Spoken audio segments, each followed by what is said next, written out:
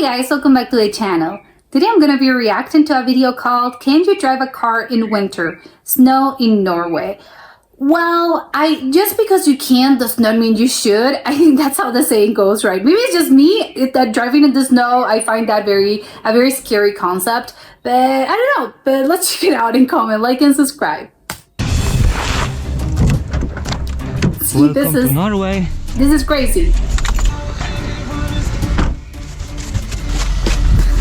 You can't even see your car. I'm wondering how even your car does not. Oh, okay. You were able to turn your car on. I would assume the car just won't start because it's too cold. How do you even see the road? This is what I find quite scary. It's just a blanket of snow. It's not. I can't see the road, and even oh my god! And I'm imagining this when it's dark. What? No. How do the cars even know where they're going? There's no separation. I can't see the road. I can't see the line. I can't see anything.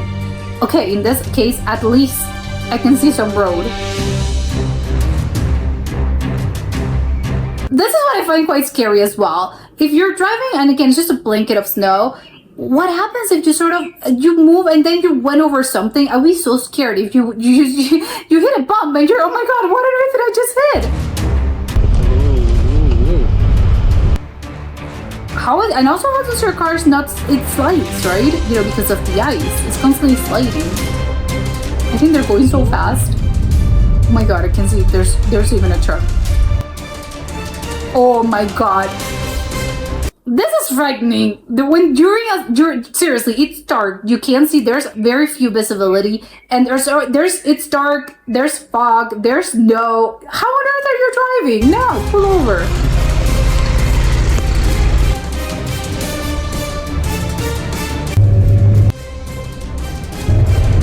I think your car's gonna go woof. I do not understand how on earth they're driving these cars. Oh my god, okay. Side note, it looks beautiful. All the houses look gorgeous. Not for driving in this place, but it's beautiful if I don't have to drive. Oh my god, it's so picturesque. That icy sort of bluish light, it's gorgeous. I can't see anything. No. It's ridiculous. It was seriously, there's nothing. It's just white. It's just no carpet of white snow. Do not drive there. You can't. I just imagine, the worst case scenario ever. Imagine you're in a lake. You're sort of, oh my god, I'm there, and when I realized, I'm driving over a lake, a frozen lake. Which probably, I don't know what are the chances of that happening, but I think probably more than you think.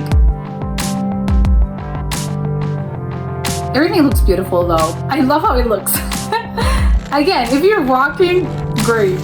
Probably not during the storm, but you know, it's very pretty to sort of walk around. Yeah, and of course you're doing your skiing, and that's nice. It's not nice having to drive over there. Oh, I love how the sun sort of hits it, and you can see the ice melting on the trees. It's gorgeous. It's so pretty.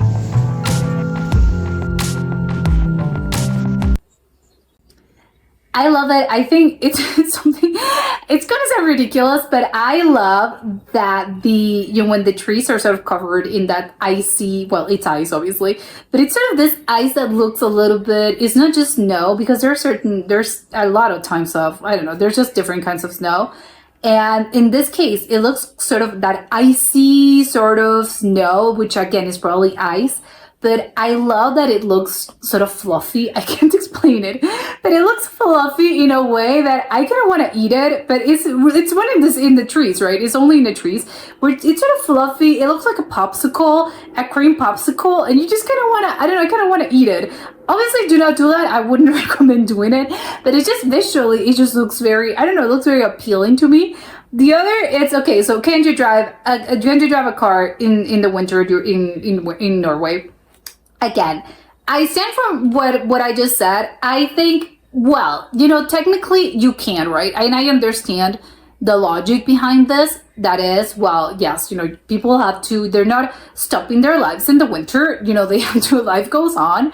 And probably for them, I think Norwegians are probably more used to, because this is their daily life, for 2-3 months out of the year. Probably, I guess when it gets really, really bad, I would assume it's just in January and probably February. That's where the true winter starts, right? Even though it starts during, well, probably would say October, November, December, probably just October, or even just November.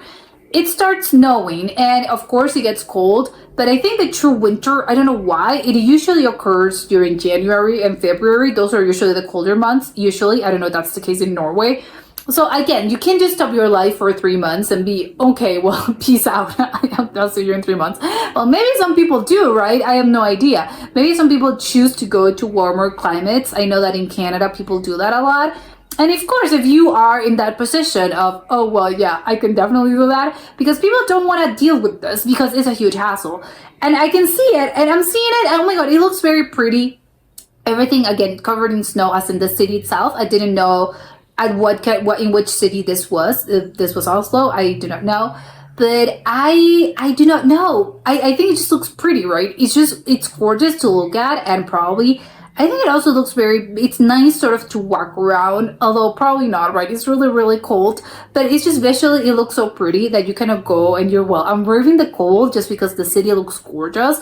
And yes, I want to go maybe have a cup of coffee, or maybe, want to walk around with my coffee. Probably not. That's for the summer, but go and sort of take a walk around your neighborhood or your city, because it's beautiful. Everything's gorgeous. You can see even the houses, which is so ordinary, and probably for them it is, but I think coming from the outside, it's, oh my God, you're so lucky that during the winter everything is so incredibly covered in snow, and it's so pretty. You have all the houses and all the roofs are super covered in snow, and then the doors, well, I didn't know if the doors themselves, but it's just a lot of feet of snow, just from the ground up.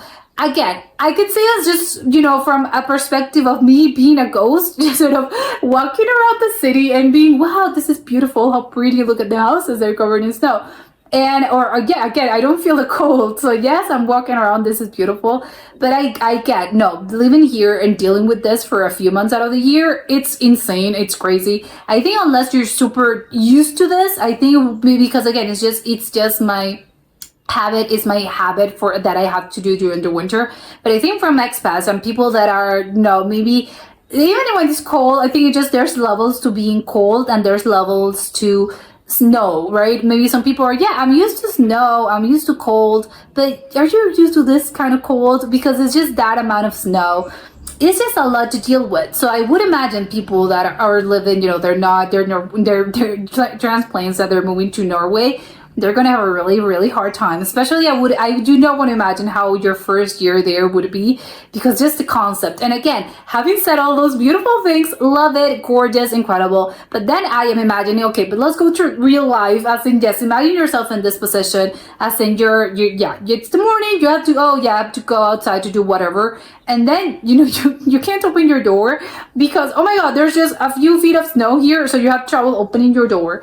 Then, okay, my car, it's a miracle that this thing started. I had no idea how the car even, because I think cars won't turn on, right? It's just when it gets cold, I think that's just the nature of electrical things. Even phones, I'm just starting to think, phones probably won't start either, or they get sort of laggy and weird because, yes, the battery sort of, well, it doesn't freeze, right? Can a battery freeze? No, I do not know.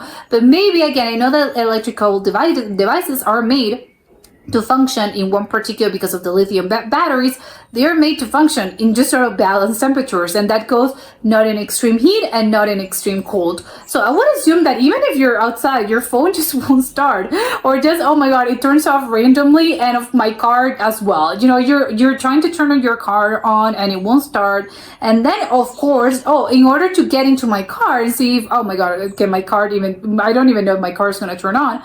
I have to deal with the fact that I can't even open the door. It's no, I have to get a shovel and go and take out the ice because that's, again, it looks very pretty. I just mentioned, oh my God, it looks like popsicles. Yes, beautiful. Yep. And when, the ice, when snow, when snow gets there, it's just ice and it's just a lot of ice and you just have to go like with an ice pickers and bah, bah, bah, which of course is just, that doesn't sound that pleasant, right? Especially, I mean, how many hours do I have to leave in order to go to a place? If I have an appointment at, I don't know, 10 a.m. Okay, so I have to, and I know that, oh, usually this takes me, I don't know, it's a 15-minute drive, 20-minute drive. I know, well, I have to leave an hour earlier because I have to take all these precautions. And that's not even, again, getting into my car, it turned on, a miracle, great. And then I have to drive down that icy road. That's so scary to me. Maybe I'm seeing it again from a perspective of someone that's obviously, this is not my city. I've never driven there, so I do not know how it is. Maybe for locals it's probably easier because once you actually, again, it's a road that because you've driven there a couple of times, or maybe you've driven this a bunch of times or for decades or whatever. You're gonna know, as in you're going in autopilot and your brain knows, there's an intersection here, there's a bend here, a curve, there's again, whatever. There's just so many things that go into roads. And again, once you've driven this a couple of times, especially when it becomes routine or a habit, you're just right? I think you're probably a little bit more confident about things because I know where I am, right? Especially I know exactly where I'm located and I know exactly where I am. Of course, if you're a tourist, or in my case, I'm seeing this and I am seeing this road for the first time, it's sort of, I am, from what I could see, I could be on Mars. I have no idea where I am. And of course, you have a GPS, you have a map, yes, but sort of visually, you can't see anything, which I think makes it really hard to actually also get lost. Because if you're someone that has sort of visual cues and you sort of take buildings and, you have maybe a little bit of photographic memory and you can maybe see, oh yeah, I can see, where I am. And I don't know, I already went here. Or again, I don't know, there's just so many things that, you sort of visually you can associate with the name of a street, or, oh, this place was here. But in this case where everything looks the same because everything sort of is just blankets of ice and of snow and of white, you can't see anything. It's, oh my God, it's so easy to get lost if you're unfamiliar with these roads. And of course, again, I don't really know where I'm going. It's sort of, I have no idea where is the side of the road, where's the other lane. I don't know, I'd be driving crazily. I don't think I would dare, to be honest.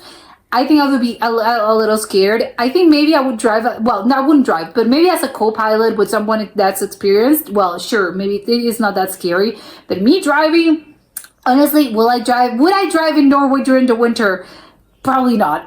Again, the fact that I can do it probably doesn't mean I should, right? It's going to be a danger to myself and to others. And probably that's why they recommend, right? I think authorities, when the snow and when storms, they get really bad. They mention, that's why, school, they cancel school. They do work from home. They cancel classes. They sort of do not go outside unless this is strictly necessary. And you can really do see why. Because again, beautiful to sort of see, it will be lovely to experience, but again, probably from a screen, because I don't know, from physically, wow, I don't know, I have a lot to think about, and I don't know, a lot of these things are probably not good. They're incredibly brave, right, to sort of keep going with their lives in these conditions. They seriously, my hats off to them, because I don't think I could. But that was it for today, and I'll see you next time. Bye.